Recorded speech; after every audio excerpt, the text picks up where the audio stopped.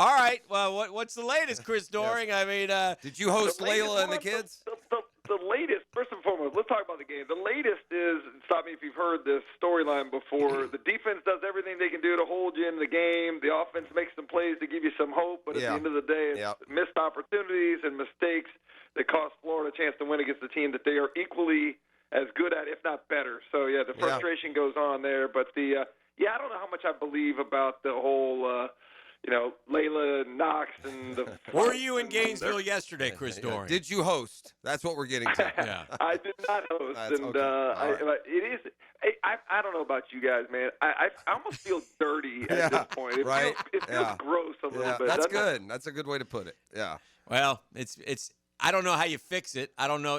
Like I said earlier, somebody one of the media boys will write an article about this is the way you should do it with hiring a coach. I don't know. The timing is just a little bit messed up, so it is what it is. As to Saturday night's game, though, Chris, I'll say that Dan said one of the smartest things I think he said in a long time. I thought he made a really good point about that game and how that game is why Lane Kiffin would go to Florida. I don't know how you said it exactly, but I think it was. I think Ole Miss is this version of Ole Miss is Lane Kiffin's best team that he's had, and here's Florida at 3-6 going in there with an interim coach and just battling them. I mean, giving them everything they could want. I just think that obviously to me I've said this all along. Florida, Auburn, LSU, they're take your pick. I mean, they're all potentially, but Ole Miss isn't at that level. They're a notch below it. Why do you think that is, though? Is it not being able to get the top talent? I mean, because everything else should be even now. I mean, in terms of the money that's being able to be paid.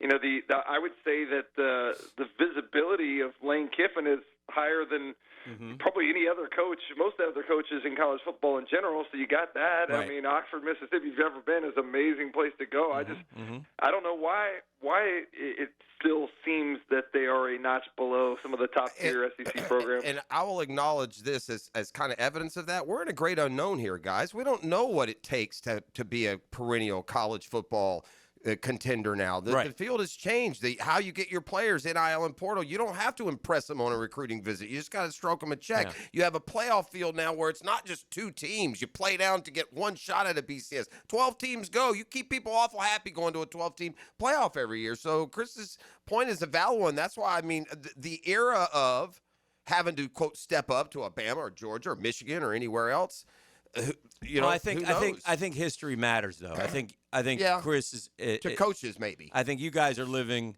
when you make that point, you're living in the here and now and say, okay. And I think Ole Miss obviously is a better football team, but there's no way that I think it's a better football program than a Florida or an Auburn or an LSU. I mean, and it's little things. I mean, I could sit there and listen. They had an electric atmosphere. It was great, 68,000, which would have been our record crowd in 1982.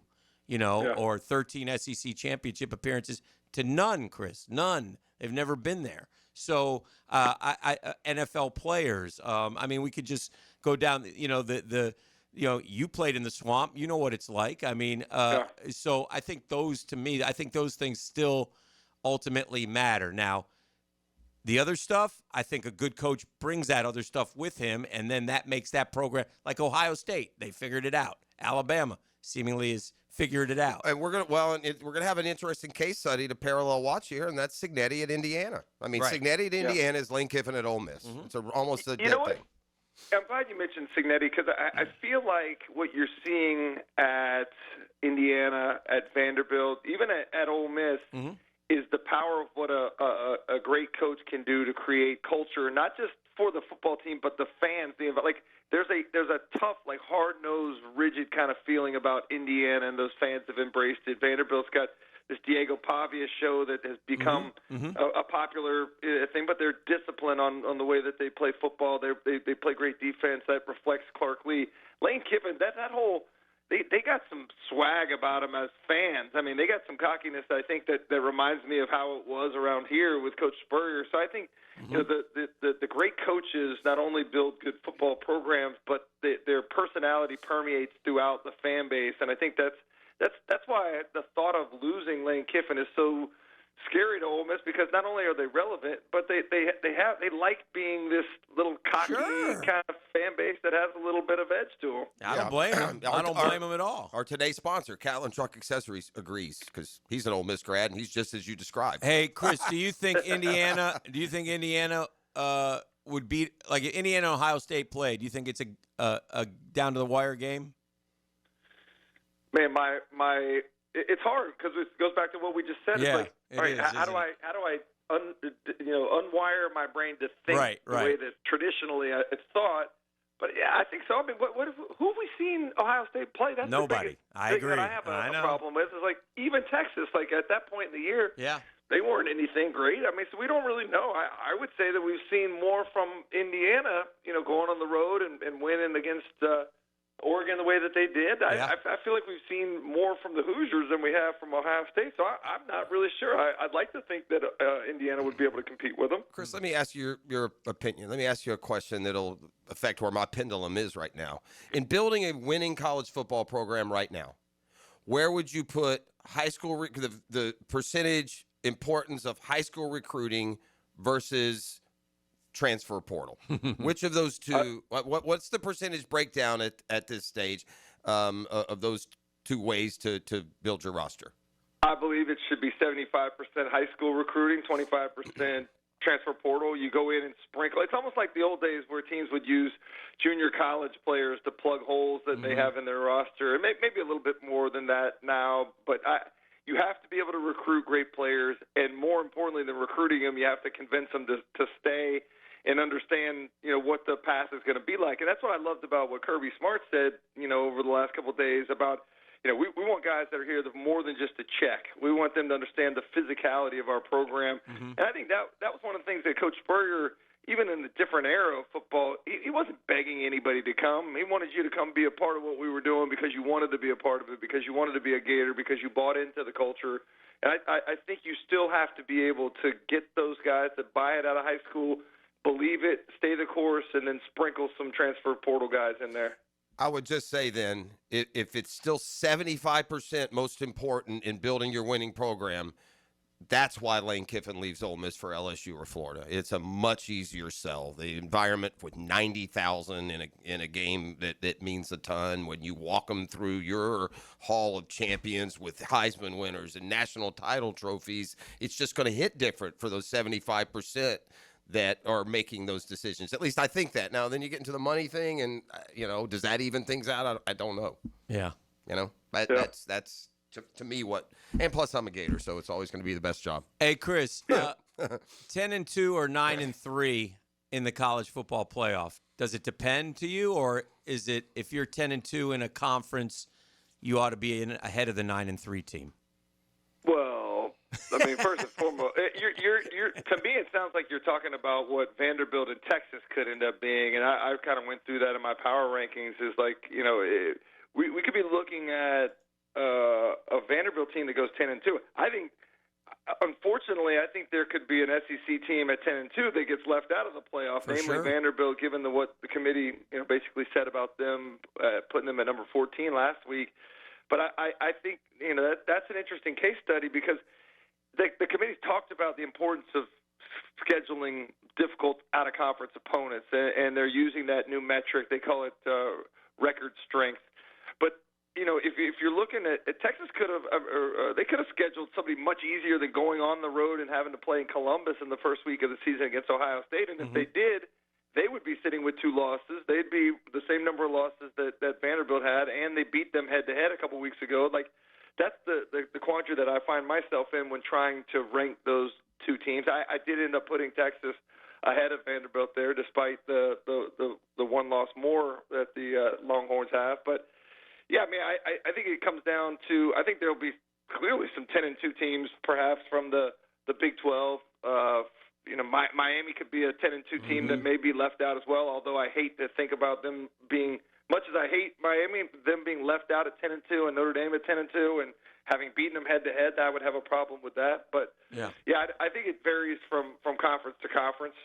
And I agree. I was actually talking more so about a team like Miami at 10-2 versus a 9-3 Texas because our boy Herbie started stumping a little bit for the Longhorns, and I don't see it. Now, listen, in the end, it's 12 teams, so it is what it is. You make your own bed in a way, but there's still fairness when you start to figure things out. And to me, if you're 10-2 in a power conference, I think you ought to be ahead of the 9-3 teams personally. But think about this. What would Texas have? Texas would have wins over Oklahoma. Yeah. They would have wins over Vanderbilt, Yeah. who was a highly ranked team at the time. They would have a win over Texas A&M at the end of the season, which would be a big statement to the committee.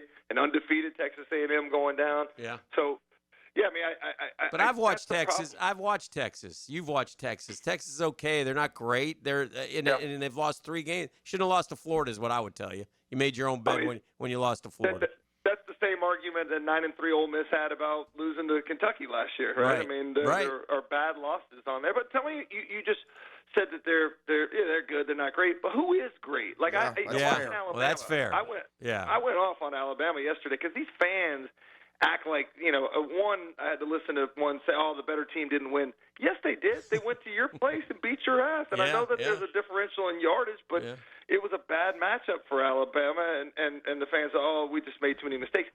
Oklahoma made you make mistakes because they knew how to create advantages in pass protection. Your running backs can't pass protect. They can't run. It's a one-dimensional team. So they're going to be an early exit in the playoff because they don't have any ability to take any of the pressure off Ty Simpson. It's both the beauty and the bane of college football, this little 2-minute conversation we just had, because they're asking you to convince me that so-and-so would beat so-and-so. Yeah. And there is no answer. If there were, we would all just go to Las Vegas and correctly predict the outcome of every game and not have a need to be a fan.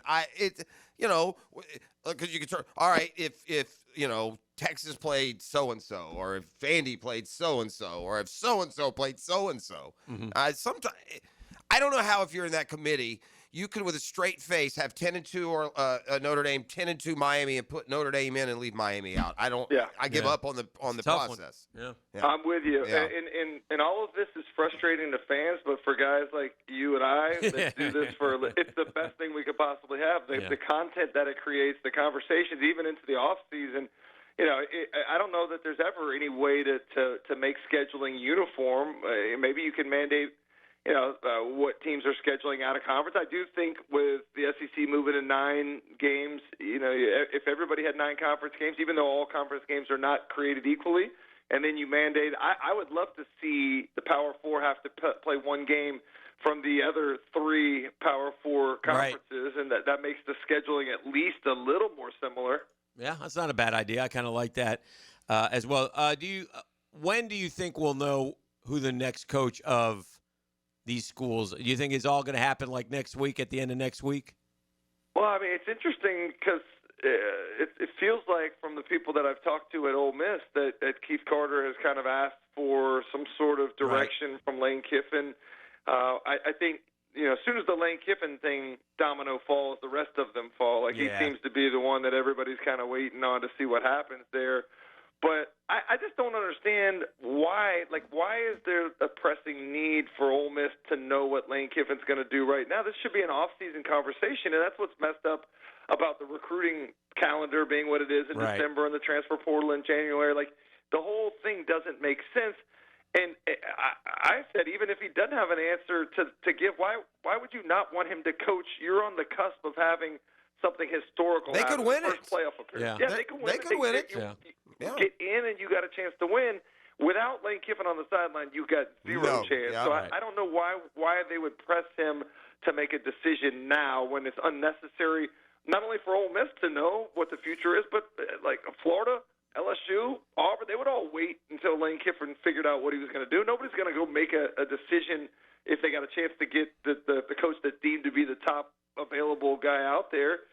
Because it doesn't work in the timeline, you'll sacrifice a year of recruiting. You'll sacrifice some time in the transfer portal to get the right guy. Yeah.